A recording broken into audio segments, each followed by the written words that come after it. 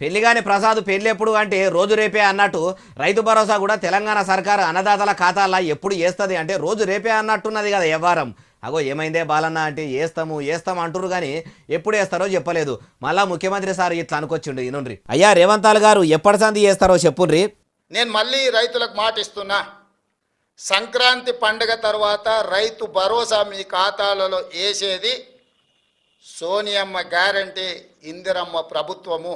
ఇన్నరా మాటలు తప్పుకుంటూ వస్తున్న ముఖ్యమంత్రి సారు సంక్రాంతికి చేస్తామని మాట ఇస్తున్నా అని చెప్తున్నాడు.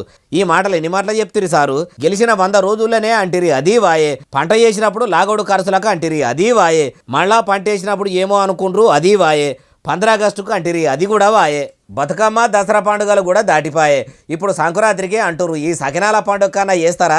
మళ్ళా ఉగాదికో శివరాత్రికో అని ఉద్రముచ్చట చెప్తారా? మాట మీద నిలబడతాము, ఇచ్చిన మాట మీద పెద్దపీట వేసుకొని కూర్చునే బాపత అన్నట్టు చెప్పుడేమో పెద్ద పెద్ద మాటలు చెప్తారు. అమలు చేసుడు కాడికి రాగానే మాట తప్పుకుంటా ఆలస్యం చేయబడితిరి.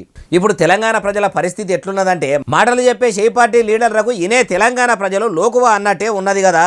6 గ్యారెంటీలు అమలు చేసుట్లా మీ ఆలస్యం చూస్తుంటే తుంటెత్తేసి ముద్దెత్తుకున్నట్టే అయినది కదా అంటున్నారు ఈ ముచ్చటిన్నోళ్ళు.